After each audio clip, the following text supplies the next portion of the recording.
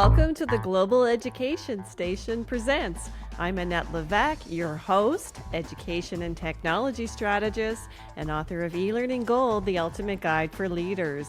In each episode, we explore innovative ideas and best practices in education, connecting with directors, CEOs, authors, and thought leaders. Together, we'll share stories and insights to inspire and engage learners globally. Today, I'd like to introduce you to Jason Singh. Jason is the Director of Education at Medix College, Toronto, and holds a master's degree in educational leadership and policy from the University of Toronto.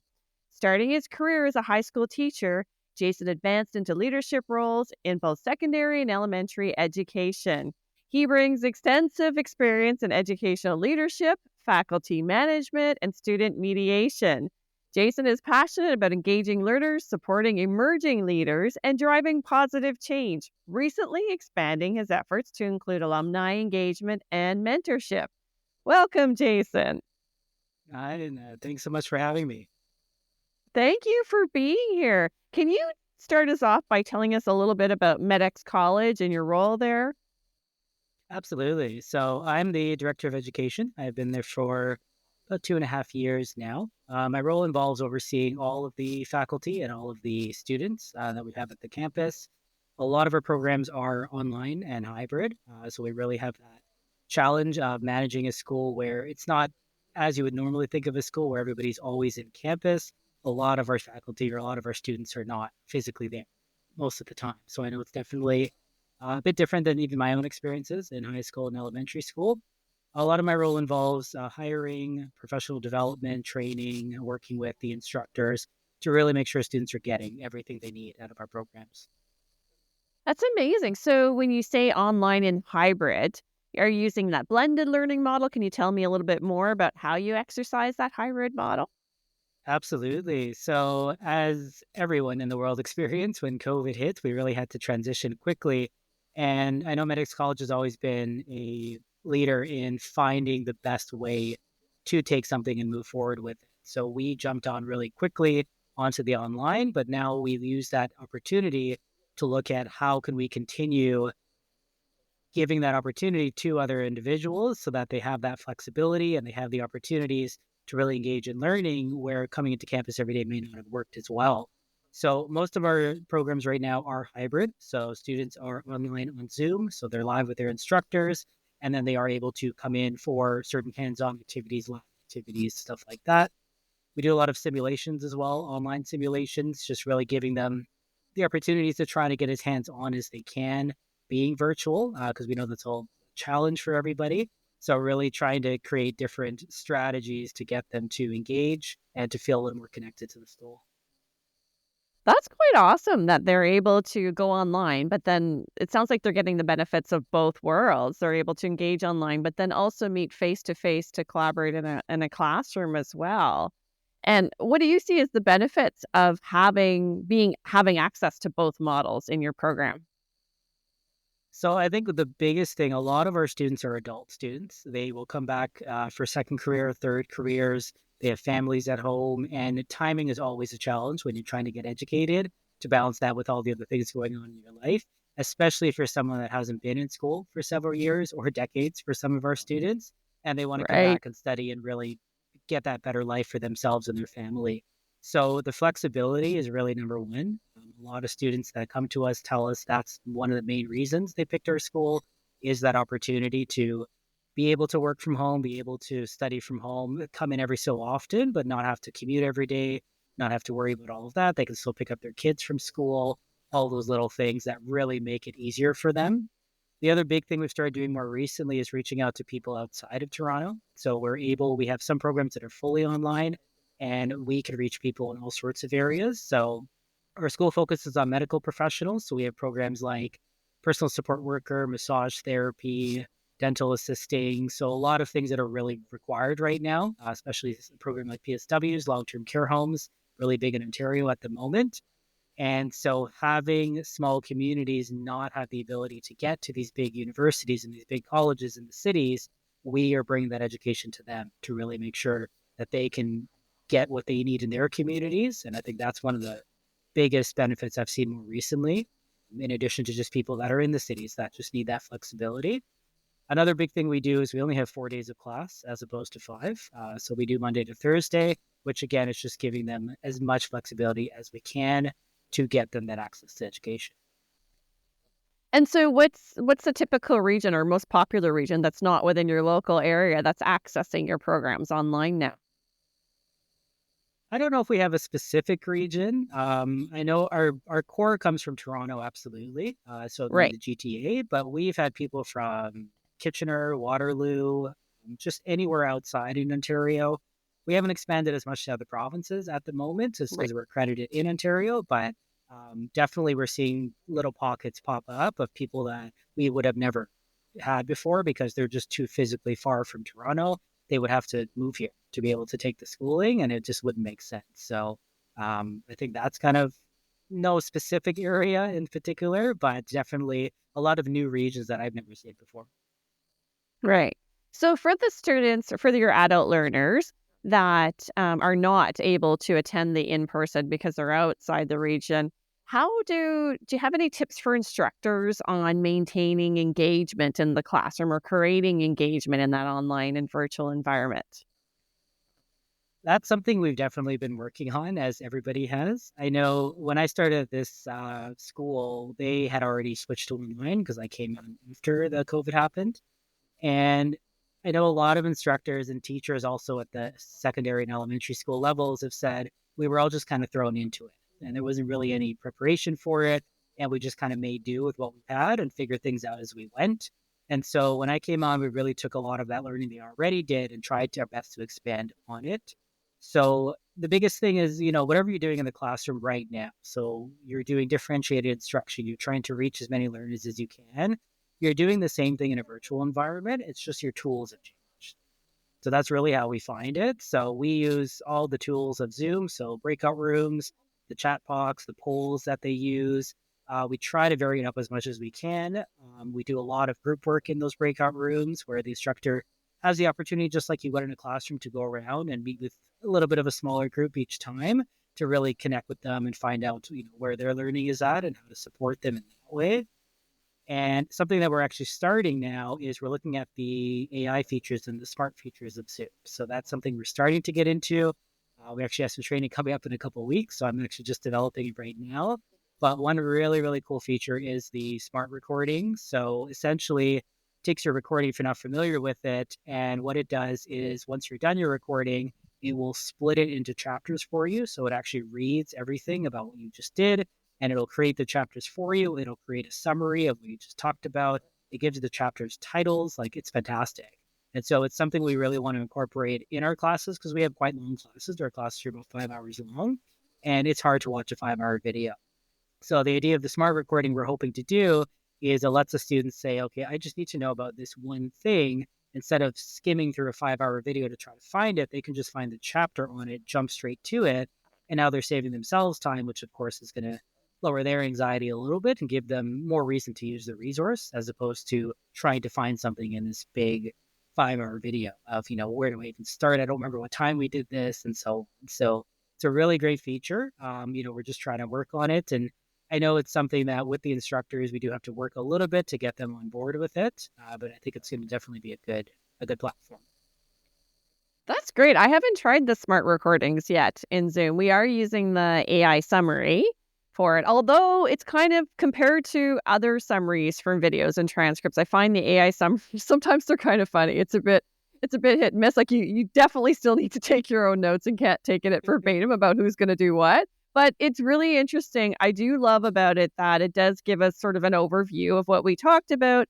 And in specific, sometimes I may have missed something that I didn't write down in a note that I think these capabilities are only going to keep getting better in it as time goes on. And that's really great for students for focusing on the learning, as you said. And if it's got the smart, what do you call it, a smart class, Smart smart tool, recording.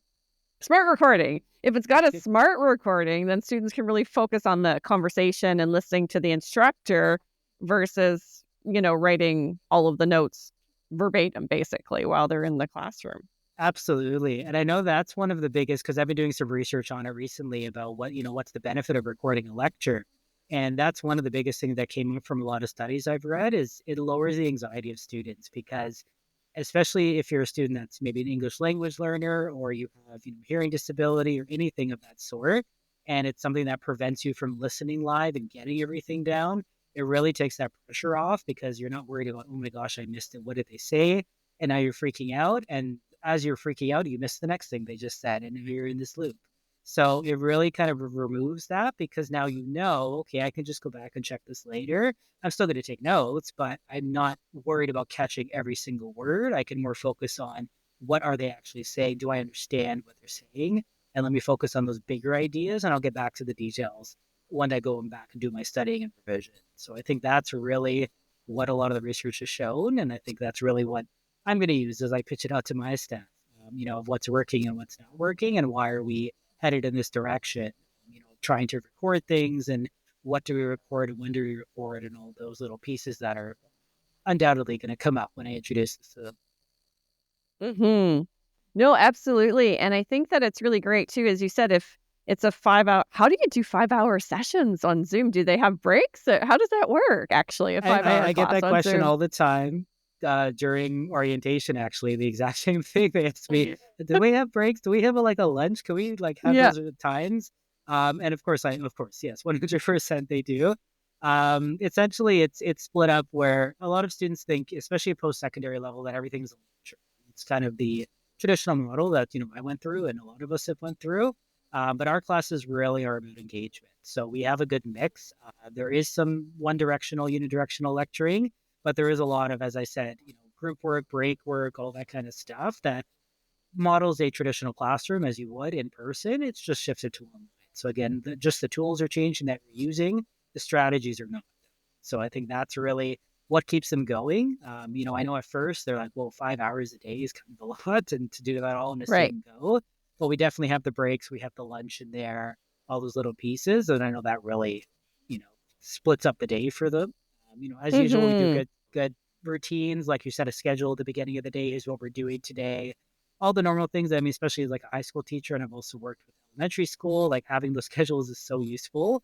And for some reason, a lot of times when we get to adults, we kind of think, oh, we don't really need that anymore.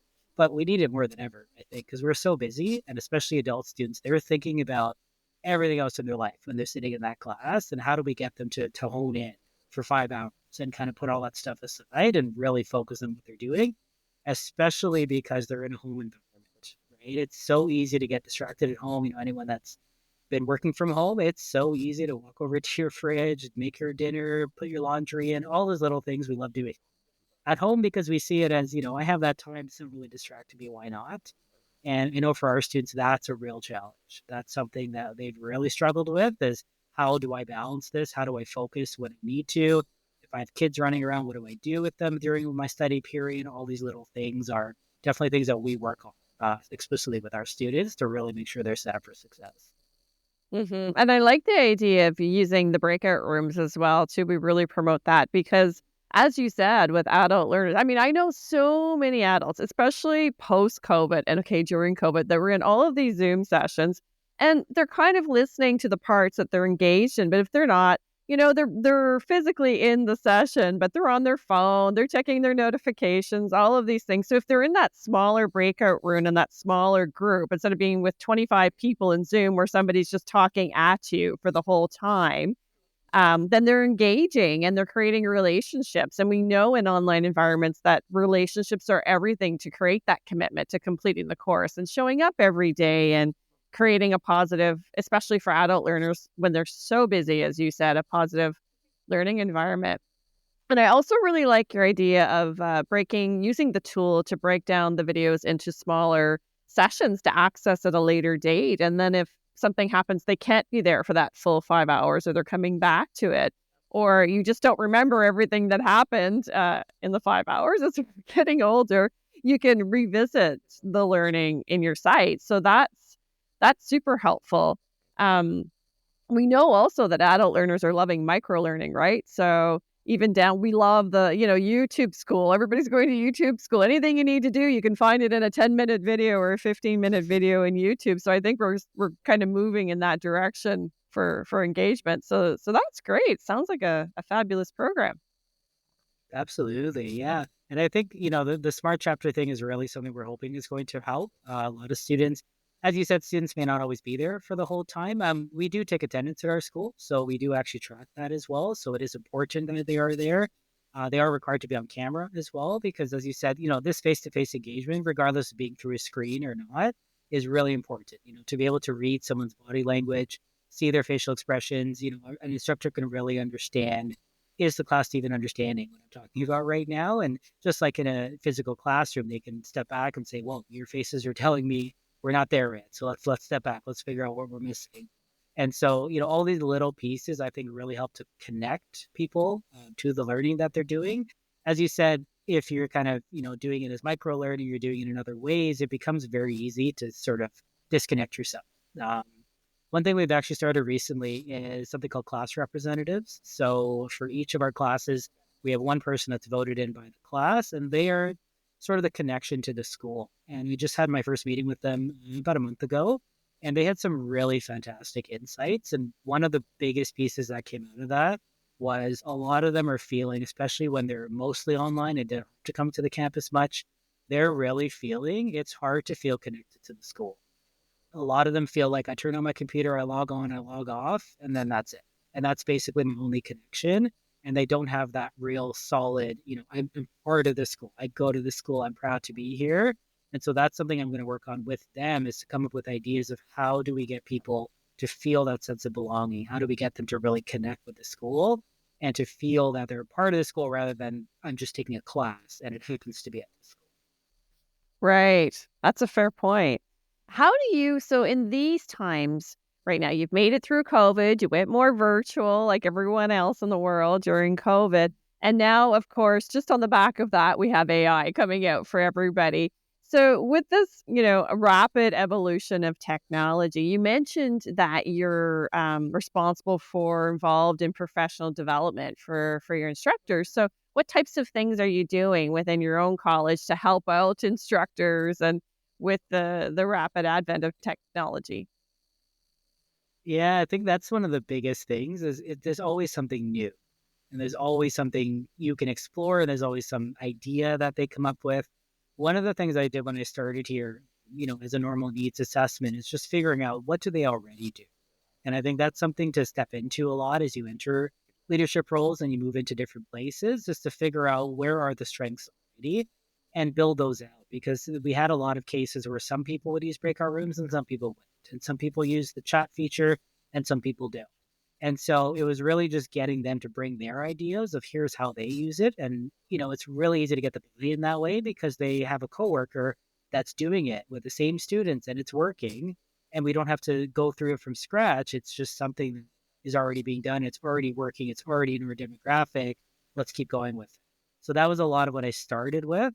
And then I started to get them to explore a little bit. So for me, it's always about building up that toolbox. That's really what I'm focusing on. The more you have, the better. And I always tell instructors, I'm going to give you some things. Some of them you'll love and some of them you won't. And that's okay. All you got to do is be open-minded, try it out. If you like it, that's great. If it doesn't work, maybe it's just not the right time for it, or maybe your current cohort, it just doesn't match with them.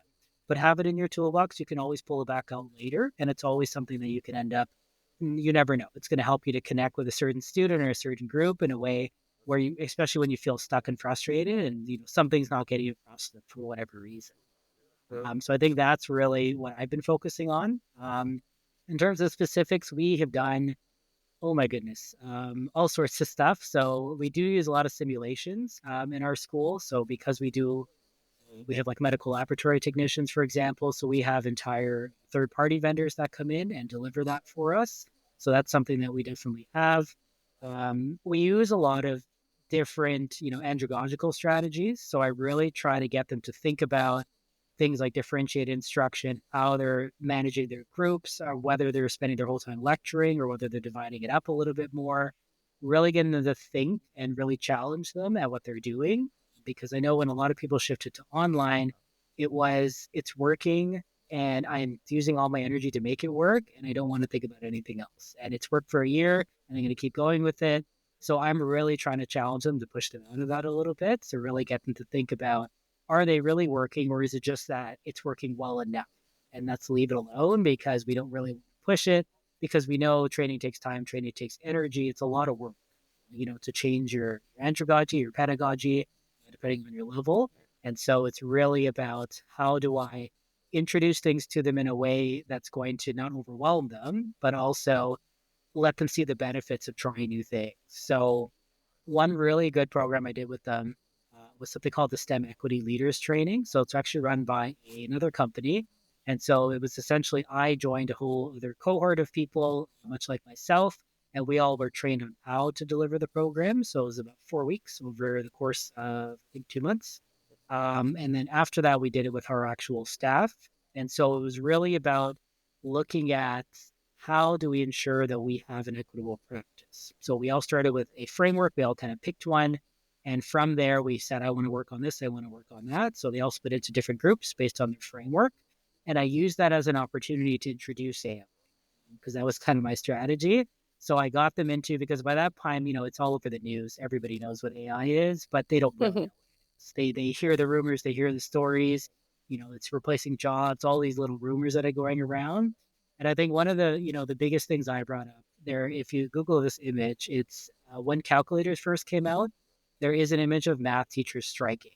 And they're on the streets holding these signs saying, calculators will change the world, and students will stop thinking and anymore because of these calculators. Same thing happened when the internet came out, and same thing is happening when AI comes out. And it's really about, a lot of instructors have this perception that now that they have this tool that can write everything for you, that students are not going to think anymore, they're not going to do anything more, plagiarism will go through the roof, all of that sort of stuff. And I always kind of bring back to them again, AI is only a tool. Right? If they were going to cheat and plagiarize, they would have done it regardless of the tool. Just because there's an AI now doesn't mean that suddenly they're going to start. A lot of students have integrity and they want to do well because they truly want to go out into the field and make a difference. And it's only those other students that, we're going to keep an eye on and see why they're going down that road. How do we get them back onto the right path? But I think that's really what's helped me to push it for them a little bit. It's just kind of breaking it up and putting it into a bigger perspective of, it's a new technology. We all have to kind of adapt to it and figure out what it does and what it doesn't do and how we're going to end up using it. But I did demo it for them, and I sort of showed it from an instructor perspective. So I said, let's say you have this topic and you need a lesson and you can't think of anything. It can create a whole lesson plan for you. And I did it right in front of them, and they were like, oh my gosh, like they just never knew that. They never thought of it to use that way. And I said, you can adapt it, put in your demographics, put in your, we're in Toronto, we're at Medix College, all of these things, and it will adjust for that. And it will take all that into consideration as it designs, as opposed to Googling something where you are the one that has to search through and find everything. It's really about the service or the AI putting all that together for you and saving you time at the end of the day, which is really how I pitched it to them. And as you can imagine, some jumped on really quickly. Some were like, this is the best thing I've ever seen. One instructor really surprised me because he was kind of the last one I would think would jump on. But he came back and like a couple meetings later and he told me, wow, I tried it with my students. What I got them to do is I got them to create an essay outline using AI and then use that to write your essay. And he totally flipped the idea of plagiarism to saying, I know you're going to use AI, so let me force you to use it. You have to send me what you got on the AI and then turn that into an essay. And I was like, that's ingenious. And I would have never thought to use it in that way. And I think that's the biggest thing about introducing new tech is sometimes people get these ideas that you cannot even imagine. It's so fantastic. No, absolutely. I think it's fabulous for brainstorming, for, as you said, creating lessons. I think I did a video as well on the whole, just because we're educators, it doesn't mean that we can come up with 9 varied ways to do the same or a different type of experiment just off the top of our head. So it's really great for brainstorming, and it's great for a lot of creative refining tasks as well too. Once you've already got ideas in place or know what you want to do, it can help you create some flow. There's also things, though, that it's really terrible at, and, people will discover that as they're using it, depending on the AI you're using, a lot of the research is fallible sometimes that you get back. It can start you down the right path of where to go looking, but the data that comes back, it really has to be validated for sure. And I think also we really need to make sure that we're still providing opportunities to attain core competencies. So With adult learners, maybe it's a bit different because you've had a high school career already. Some have maybe even had some college already and are switching programs. So they've, as you said, when they're writing or using a or you're using those tools, they know how to write a letter. They know how to write an email. They know how you have some writing skills. And so then you can use the tool to build on that and refine it. But, if we start with, let's say, if we were to move it back to elementary school where students are using that instead of learning the core competencies first, and that would present some problems. So, because we forget to do things as well, Jason, as technologies evolve, no, I have. Seriously, I actually completely on topic but off topic. Okay.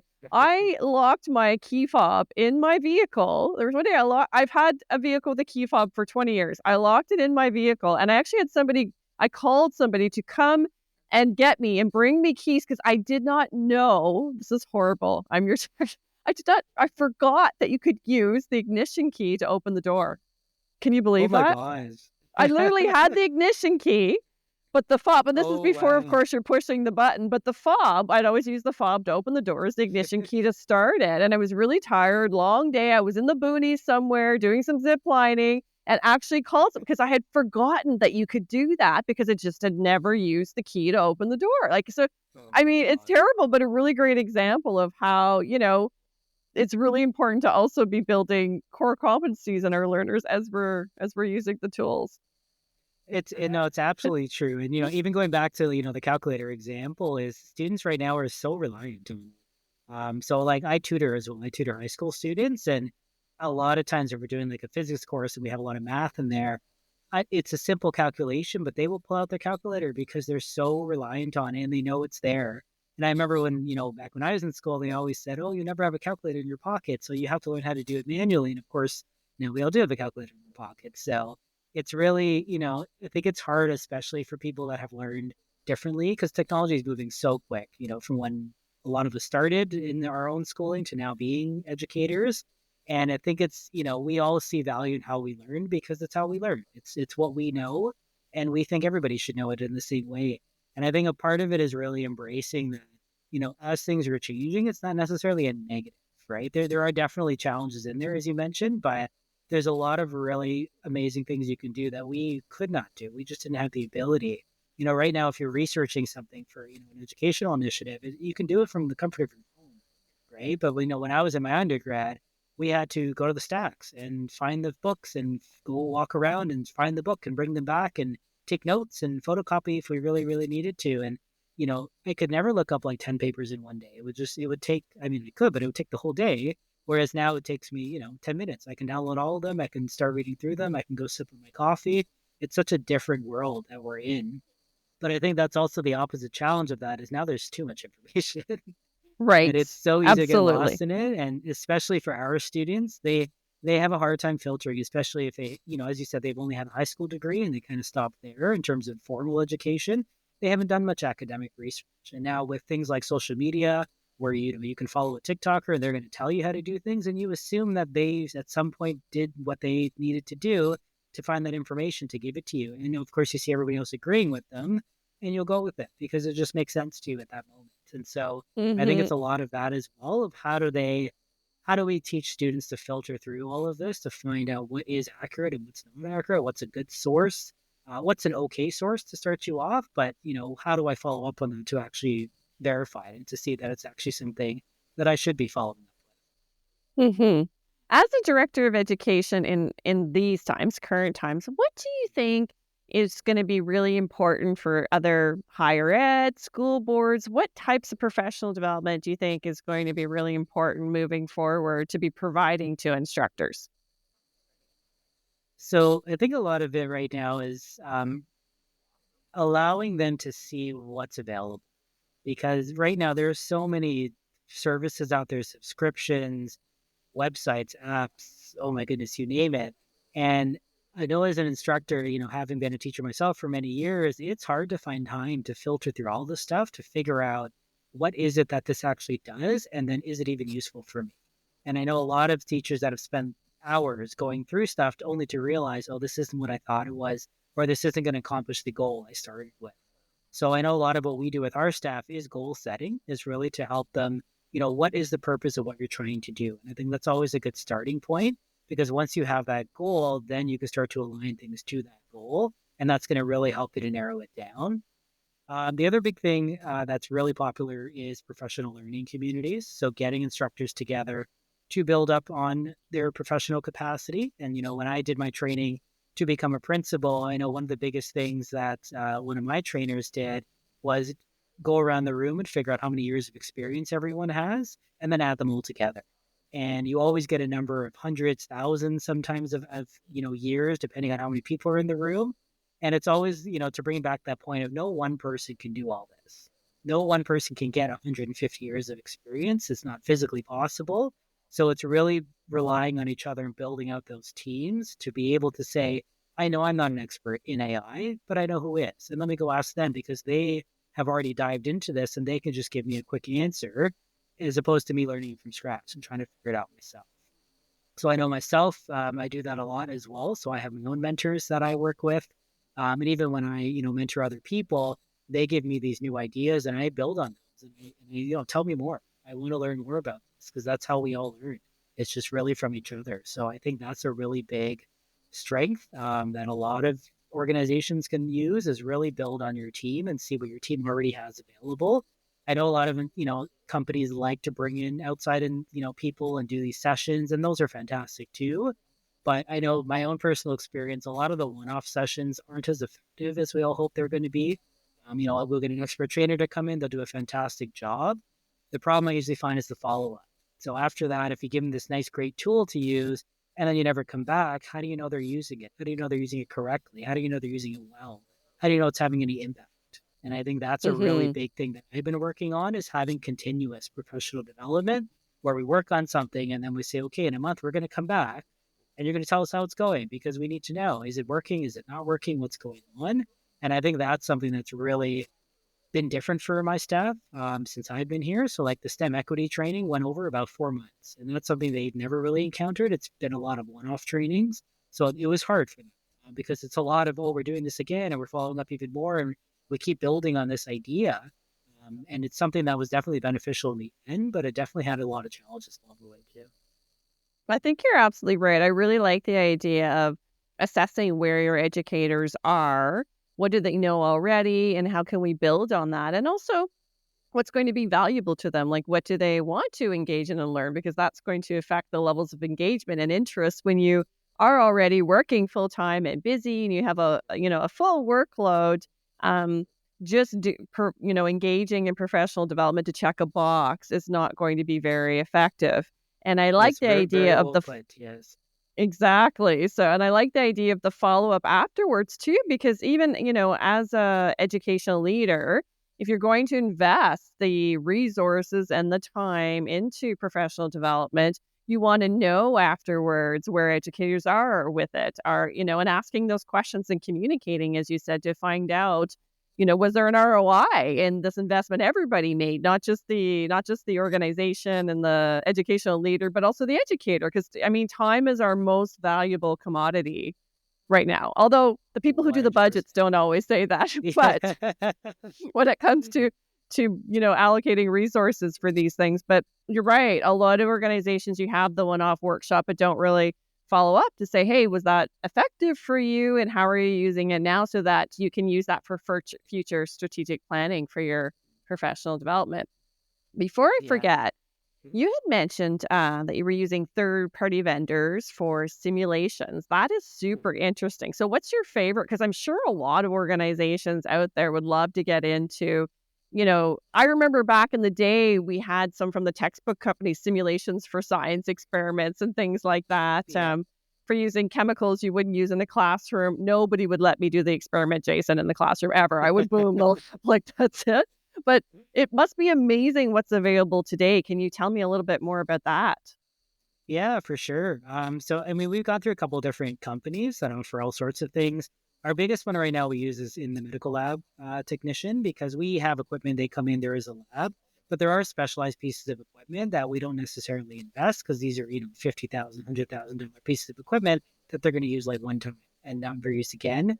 And then the other thing is a lot of companies that they go out to work and don't use them necessarily. So we want to give them the experience of having them and understanding them so that if they happen to come across them, at least they have the information.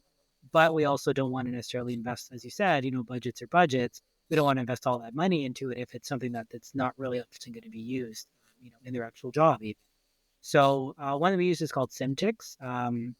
So it is a company that runs basically, it's like you walk into a little lab. So you walk in and you're virtually there and you get to walk up to the equipment and you get to set up the different parameters you need to do, put in your samples, all that kind of stuff. And it's something that really helps them. Another thing that we have been doing with a lot of our textbooks, we've switched them all to online textbooks at this point, except I think for one program that really, really likes hard copy. But for everybody else, the online ones are really useful because there's a lot of other stuff that comes with the textbooks, just like the chemistry ones you were thinking of. But they now have things, the textbook could read to you and it can narrate for you and it can, do all those kind of things and especially for some of our students that have not been in school for a long time, they're used to textbooks, they're used to paper. And I always get during orientation, I'm like, where's my textbook? How do I access it? It's on the screen. It's like, oh, no. I don't like that. Why is it on the screen? And then you start to show them all the other features. Like you can take notes, you can, highlight a word and it'll give you the definition. All these little features that are really, we have to sell it a little bit to them to really get them interested in it.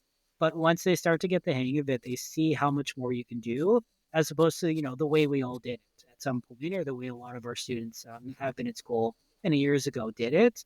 And it is a big learning curve. And I know that's really the challenge with a lot of them.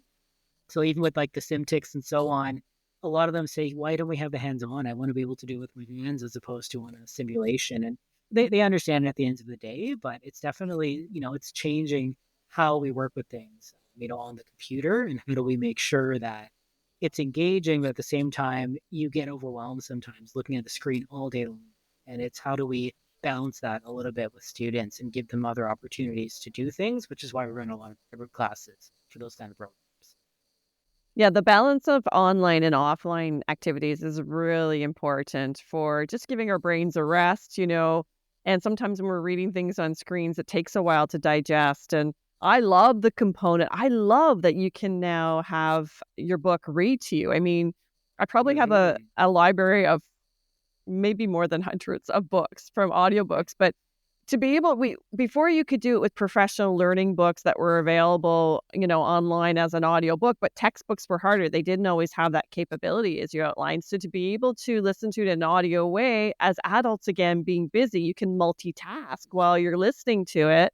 I'll often listen and then go back to the written content afterwards to highlight and reference with all those tools they have for the books. But, you can be doing other things on your weekend while you're gardening or whatever and listening to your textbook content at the same time. So you're right. It's fabulous. I mean, I don't know that's the biggest preference for a lot of people, but definitely you can. I know a lot of people do when they commute. If you got to travel around Toronto, if anyone lives in Toronto, it's a very long commute a lot of the time.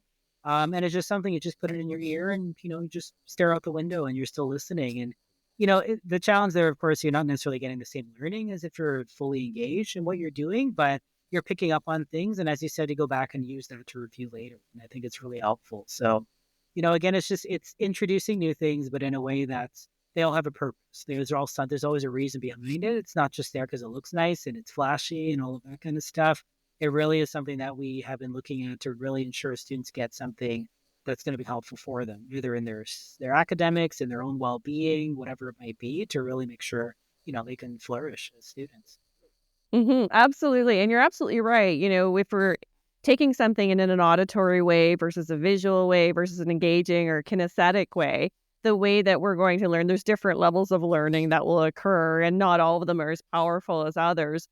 I love, though, I almost always end up doing the audiobook. And after somebody does it the first time, it's really weird the first time when you're listening to, the textbook being read. But once you do it the first time, I actually pair it with, I don't know if you're familiar with Dragon Dictate. So it was a software that was originally in schools for accessibility reasons, but it's really evolved now. And I'll have the Dragon Dictate app open. So if I'm listening to something really important professional learning wise, and I'll leave notes about what topic I was listening to and what I want to come back to, or my favorite notes on that topic. and you can email that to yourself later. It saves it, and it's unlike, the texting features where we would leave voice stuff, although it's getting better, where it was highly inaccurate. The Dragon seems to evolve. You're not supposed to share it like a good baseball glove or a C. You're not supposed to share your Dragon because it starts to learn when you correct things what you're actually Oh, pronouncing and interesting. saying. And it's a very accessible technology now. I think it's Dragon Anywhere that you use for your cell. You can have it on your cell phone now to be. I use it and authoring. I use it all the time, leaving Good. notes. So fab stuff. What is your favorite tech tool in your profession or for at home? Like, what is your very favorite tech tool that you'd love to share with educators? Oh gosh. I mean, I think I have been really jumping onto AI a lot more. I know there's a lot out there right now, so I've been sticking with, just ChatGPT, just the original, the one that's first made the news and started getting on there. But it's something I find I use in my everyday now. If I need to write an email, put something together, if I need to, tell some students some good news or some bad news, it's really a way to kind of get my thoughts together in a way to really put ideas together and figure out exactly what I want to say here before I start doing it. And as you said, we can't always come up with all the ideas. Like, what's another way to say this? And I think it's really been great for that. Just take my email, throw it in there. Here's what I want to say, and then just give me 3 ideas of how to say this. And then, yeah, I usually don't even take them verbatim. I take what I like out of all 3 of them, put them together. But it just puts it in a way that really kind of helps me understand what exactly I want to say and how to say it. And from there, I've been kind of looking and exploring into other things because I know you can use it for a lot more than just text and writing and emails and stuff like that. So I've been looking at all the ones to generate pictures because I do a lot of PowerPoints when I use training, and I'm still kind of old school that way because I know PowerPoints are popular, but still kind of switching over a little bit. But I still try to use them to generate a lot of images that are trying to communicate something, whatever it might be. Because I use Google search a lot for things like that, Google Images, but I know the ChatGPT, especially with like AI or the ChatGPT, but AI generation for pictures, it can really bring up a lot of, creative ways of doing things that I just, again, wouldn't ever think of. Or it's going to spark an idea for me. I'm just, create a picture about this or show me this process in a different way and just see what it comes up with and use that as my, jumping off point. And I think that's really been what I've been focusing on. But it's hard to narrow down one favorite because there's so many of them. And, for So true. text and for images and for video now, and just my gosh, there's so many. And I don't pretend to know what they all do, but every so often there is like an image where they take all of the logos and they put them all on a page. And that thing just keeps getting enormously bigger because everybody's jumping on board. And there's so many companies in on it. And there's always some new idea that somebody has, and they're really bringing that forward. So I think I'm going to keep exploring because I love it. It's so fascinating to me. And, eventually more and more will click with me as this is useful either for me or for the people I work with, right? One or the other. But at the end of the day, if we can help students, when at the very, very end of the day, if we can somehow do something that's going to assist them, that's always a great goal to me. That's awesome. Okay, so before we wrap up, I have a last question for you. We're doing this Yeah. thing where one of my previous podcast guests has left a question for you, not knowing who the new guest would be. So our Yeah. previous guest, 𝗵𝗵𝘁, who's the director of Ottawa Carleton District School Board, he left this question. So it was based on he'd gone to a leadership seminar with Julian Barling, professor at the Smith School of Business at Queen's University. And the ideology around it was that sometimes as leaders, we're thinking about the big things, but it's often the little things that make the biggest difference. So his question for you was, what are the smallest things that you can do as a leader to ensure that you continue to strive to build a healthy, vibrant organization? Oh, great question. Mm-hmm. So, no, I think it's a really good point because, the big things are just how we think. When you get up to the, director level, principal level, you're thinking school wide, system wide. But I think, one of the easiest things you can do is be visible. So go into your classrooms, go into, talk to your students, get them to know you. At the end of the day, your students should know you by your first name for most cases. It should be someone that they recognize you in the hall or even somewhere on the street in the mall somewhere and they say hello because they do know who you are.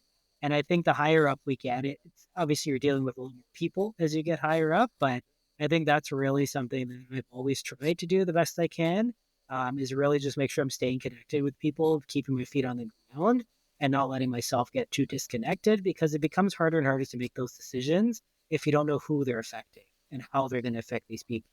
And so I think that's something that I continue to work on. I always have to remind myself, why are you sitting at your desk? Go get up and go walk around and go talk to people and say hello. And I think that's always something to do, no matter, where you are, what you're doing as an educational leader, is never lose touch with the people that you're working with. That is such a great way to conclude. Never lose touch with the people that you're working with. I love that. I think it's like coining a phrase. Thank you so much, Jason, for spending this time with us today and sharing your insights as an educational leader. We so appreciate you coming. Thank you so much, Annette. It was great. Perfect.